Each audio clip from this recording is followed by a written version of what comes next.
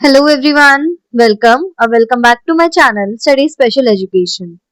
आज है हमारा day number 16 of 21 days 21 disability series का।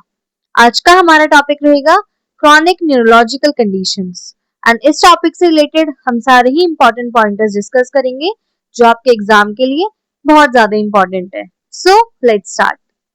क्रॉनिक न्यूरोलॉजिकल कंडीशंस, सबसे पहले ये होता क्या है?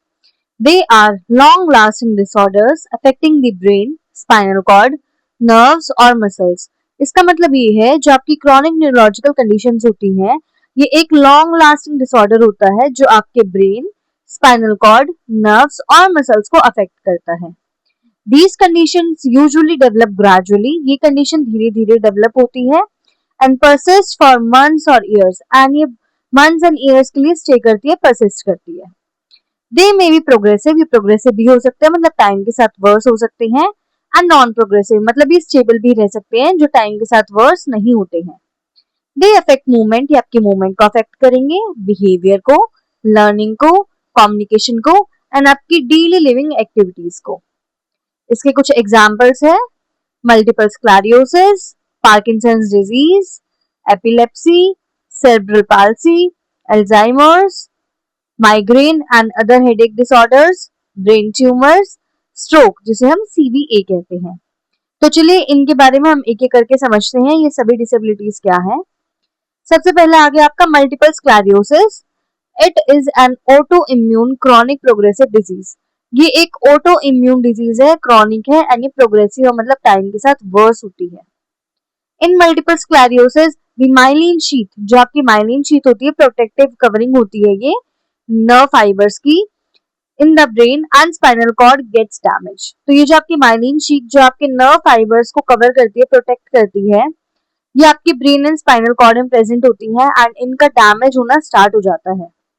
The damage disrupts the communication between brain and body. इसके डैमेज से जो आपका कम्युनिकेशन है आपके ब्रेन और बॉडी के बीच का, वो डिस्टर्ब हो जाता है. मोर कॉमन इन फीमेल्स, ये फीमेल्स में ज्यादा कॉमन है जिनकी एज 20 से 40 साल है. ये कुछ डायग्राम दिया हुआ है आपको. जो आपका नॉर्मल नर्व होता है उसके ऊपर माइलिन शीट है एंड जब वो डैमेज हो जाती है तो उसकी पिक्चर भी गिवन है. इसके डैमेज से ही आपको मल्टीपल स्क्लेरोसिस होता है. अब इसके कॉजेज एंड रिस्क फैक्टर्स क्या हैं? ये एक ऑटो इम्यून रिएक्शन है, मतलब body attacks its own myelin, मतलब बॉडी खुद की ही माइलिन पर अटैक करती है. जेनेटिक फैक्टर्स की वजह से होता है, विटामिन डी की डेफिशिएंसी की वजह से होता है, वायरल इन्फेक्शन की वजह से होता है, स्मोकिंग, स्ट्रेस और इन्वायरमेंटल फैक्टर्स की वजह से भी आपको मल्टीपल स्क्लेरोसिस होता है. अब इसमें हमें एक रिमाइंडर दिया हुआ है, डैमेज ऑफ माइलिन, स्लो और ब्लॉक्ड नर्व इम्पल्सेस, कि अगर आपका माइलिन डैमेज होगा तो इससे आपका slow and block nerve impulses हो जाएगा. अब हमें यहाँ पे कुछ सिम्टम्स गिवन है, इन्हें समझते हैं.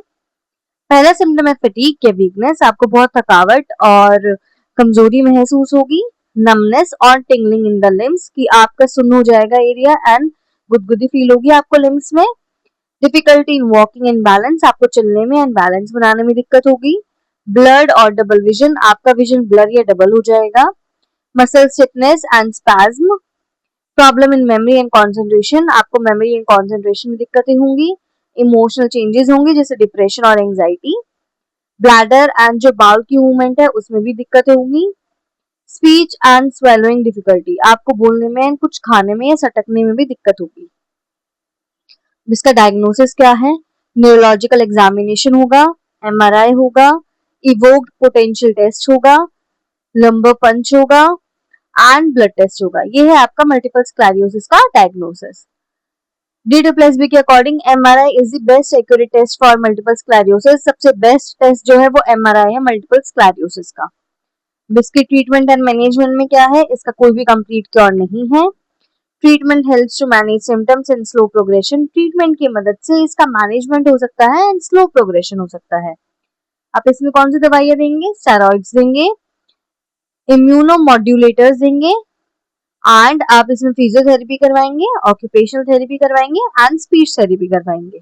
आपको हेल्दी डाइट लेना है, रेगुलर एक्सरसाइज करना है, स्ट्रेस मैनेजमेंट होना चाहिए एंड इनफ रेस्ट प्रोवाइड करना है अपनी बॉडी को.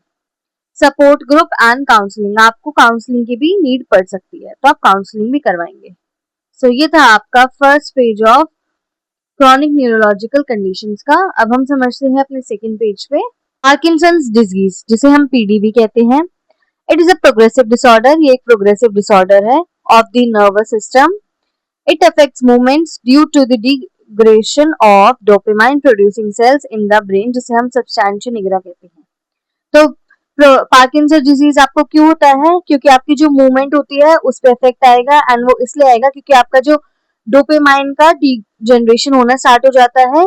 जो डोपामाइन प्रोड्यूस करता है आपके सेल्स को, जो ब्रेन में प्रोड्यूस करते हैं, जिसे हम सब्सटेंशिया निग्रा कहते हैं, वो कम हो जाता है, उसका डिग्रेडेशन स्टार्ट हो जाता है। तो इस वजह से आपको पार्किंसन डिजीज होता है। यहाँ पे बताया गया है डोपामाइन कम हो जाएगा तो आपकी मूवमेंट भी कम हो जाएगी।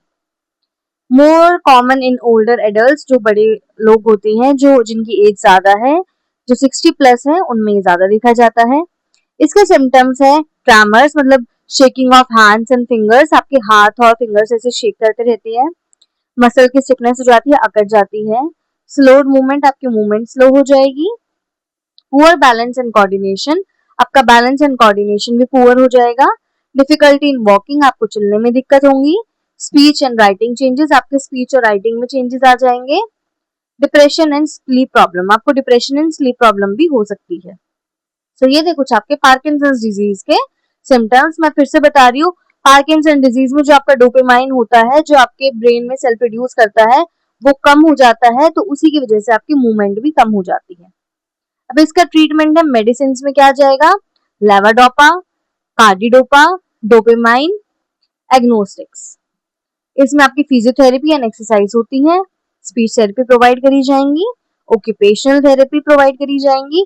Balance diet and regular routine, आपको अपनी डाइट को बैलेंस रखना है एंड रेगुलर रूटीन फॉलो करना है। इमोशनल सपोर्ट एंड काउंसलिंग, आपको इमोशनल सपोर्ट एंड काउंसलिंग भी दी जाएगी। सो ये था आपका पार्किंसन डिजीज के बारे में। मैंने इन डिसेबिलिटीज को अलग से भी एक्सप्लेन कर रखा है, जैसे सेरेब्रल पाल्सी हो गया, पार्किंसन डिजीज हो गया, मल्टीपल स्क्लेरोसिस हो गया। तो अगर आपको इन डिटेल समझना है तो आप उन वीडियोस को देख सकते हैं। अब हम समझेंगे एपिलेप्सी क्या होता है, जिसे हम मिर्गी कहते हैं। A neurological disorder in which brain activity becomes abnormal, ये एक न्यूरोलॉजिकल डिसऑर्डर है जिसमें आपकी ब्रेन की एक्टिविटीज एबनॉर्मल हो जाती हैं, जिसकी वजह से आपको सीजर्स या फिट्स आने शुरू हो जाते हैं, जिसे हम दौरे भी कहते हैं। It can occur at any as, ये किसी भी एज में हो सकता है। इसके कॉजेज है जेनेटिक फैक्टर हो गया आपका, brain injury, infections, brain tumour, stroke, high fever in childhood, तो ये सारे इसके कॉजेज हैं। Types of seizures are two, पहला है फोकल सीजर जिसे हम पार्शियल कहते हैं, and second is generalised seizures. इसके सिम्टम्स है सडन लॉस ऑफ कॉन्शियसनेस, आप अपनी कॉन्शियसनेस एकदम से खो देते हैं, आपकी बॉडी जर्क करना स्टार्ट कर देती है, स्टिफ हो जाती है, कंफ्यूजन क्रिएट होती है, आपके स्टीयरिंग स्पेल्स होता है, अनयूजुअल बिहेवियर स्टार्ट कर देते हैं आप। तो ये हैं इसके सिम्टम्स। इसके मैनेजमेंट में आप इंक्लूड करेंगे anti epileptic drugs, regular sleep, stress management, avoid triggers and safety measures. So ये था आपका एपिलेप्सी के बारे में।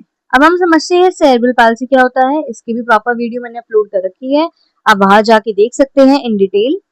Cerebral palsy is a group of disorders affecting movement, ये एक ग्रुप होता है डिसऑर्डर्स का जो आपके मूवमेंट को अफेक्ट कर रहा है, मसल टोन को अफेक्ट कर रहा है, एंड आपके पोस्चर को भी खराब कर रहा है। It is caused by damage to the developing brain, जब आपके डेवलपिंग ब्रेन में डैमेज होता है इस वजह से। ये यूजुअली बिफोर बर्थ होता है या ड्यूरिंग एंड आफ्टर बर्थ भी हो सकता है, पर मोस्टली ये बिफोर बर्थ देखा जाता है। अब इसके टाइप्स है spastic CP, athetoid CP, ataxic CP या मिक्स्ड सीपी। इसके कैरेक्टरिस्टिक्स है मसल स्टिफनेस और floppiness, poor coordination and balance, की पुअर कोऑर्डिनेशन रहेगा, आपका बैलेंस नहीं रहेगा बॉडी में। डिलेज इन मोटर स्किल्स, आपके मोटर स्किल में डिले होगा। स्पीच एंड लैंग्वेज डिसेबिलिटी में दिक्कत हो सकती है। एसोसिएटेड प्रॉब्लम इसमें आपकी vision, hearing, seizures and intellectual disabilities given है। सो ये थे इसके कैरेक्टरिस्टिक्स। तो इसके मैनेजमेंट देखते हैं।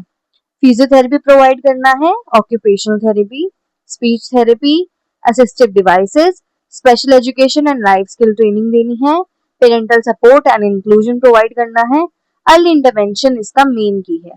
सो ये था आपका सेरेब्रल पाल्सी के बारे में। अब हम कुछ इंपॉर्टेंट पॉइंटर्स देख लेते हैं आपके एग्जाम के पर्सपेक्टिव से।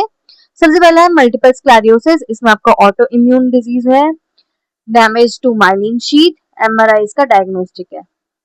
पीडी जिसे हम पार्किंसन डिजीज कहते हैं, इसमें आपकी डोपामाइन की डेफिशिएंसी होती है, ट्रेमर्स होते हैं बॉडी में, एंड बॉडी काइनेसिया मतलब जिसमें आपकी बॉडी के मूवमेंट में दिक्कत आती है। थर्ड इज एपिलेप्सी, जिसमें आपका एबनॉर्मल ब्रेन एक्टिविटी होगी, सीजर्स होंगे एंड एईडी ट्रीटमेंट आप देंगे, जिसे हम एंटी एपिलेप्टिक ड्रग्स कहते हैं। सीपी में आ जाएगा आपका नॉन प्रोग्रेसिव है, कॉज बाय ब्रेन डैमेज है, needs multiple disciplinary approach. So that's it from this chapter. I hope आपको ये समझ आया होगा। अगर आपको इन डिसेबिलिटीज को जैसे cerebral palsy, Parkinson disease, multiple sclerosis अगर प्रॉपर्ली इन डिटेल पढ़ना है तो आप इनकी जो स्पेसिफिक वीडियो मैंने अपलोड कर रखी है आप उसे देख सकते हैं। Thank you for now. आज शाम को 5 बजे हम इसके पीवाईक्यू डिस्कस करेंगे, सो प्लीज शाम को 5 बजे लाइव को ज्वाइन कर लेना। Thank you for now and please subscribe my channel.